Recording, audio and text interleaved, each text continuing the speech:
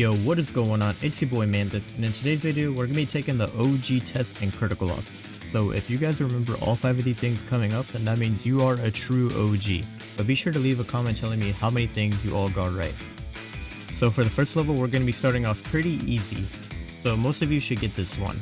If you remember the Lone Wolf event and critical ops, then you are going to pass the first level.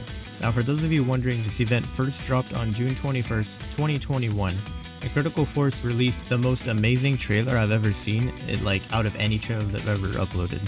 I'm not going to play the full trailer, but I will be linking in the description if you guys want to check it out for yourselves.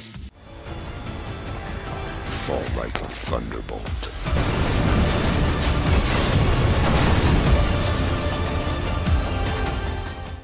But yeah, that first one was pretty easy. The second level will be a little more difficult.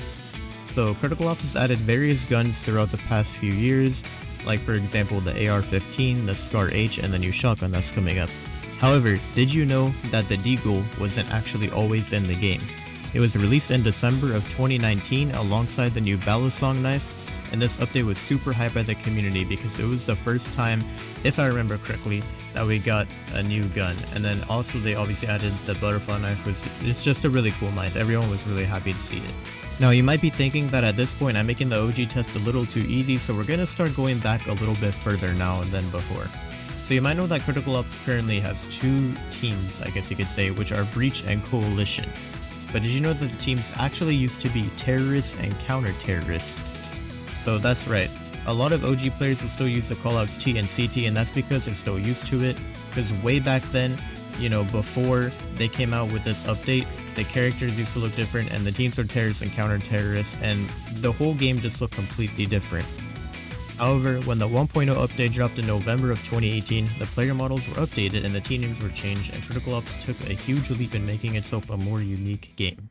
Alright, I'm gonna be honest, that was kind of an old one as this update took place almost 4 years ago, so shout out to all of you if you still remember all 3 of these things I just said.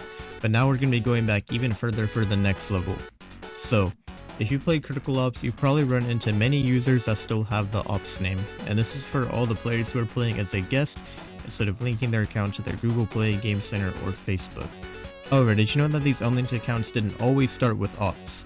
Before Critical Force updated the names to Ops in February of 2018, all accounts would start with Operative in all caps.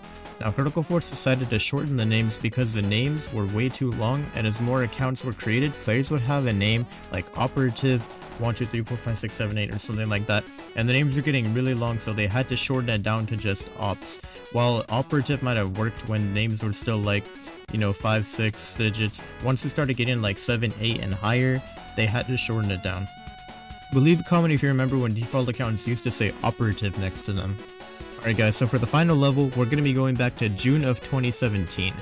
Now this date is when Critical Ops first came out with ranked mode. That's right, Critical Ops, it didn't always have ranked. Now for those of you that are ranked addicts today, you might be wondering, what did people do on Critical Ops before ranked? Well, the main method of playing was custom games, and these were actually fun custom games. So back then people would host like 8 vs 8, deathmatch, or defuse on the classic defuse maps like Grounded and Bureau, stuff like that. And there also were no special commands back then, so it wasn't just people like trying to host Simon Says or Sniper Only or stuff like that. While some of those can be fun, I guess, I always thought it was really fun when you could just hop into an 8v8 deathmatch on your favorite defuse map and just have some fun and go to town. Those are really the old days, and that's around the time that I started playing, you know, because I did start playing in 2017, so I remember playing those customs and it was so much fun. Yeah, if you remember Critical Ops before they had a ranked mode, then you are officially the most OG player.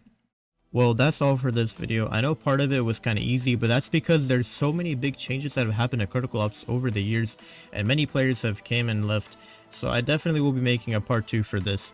But if you're watching right now, then I want you to stop and leave a comment right now telling me how many of these updates you all remember from Critical Ops. And of course, like and sub, because I'm only 50 subs away from 9.5k subs when I'm recording this, and I really want to hit this goal as soon as possible. But anyways, thank you so much for watching, and I'll see you guys in the next video.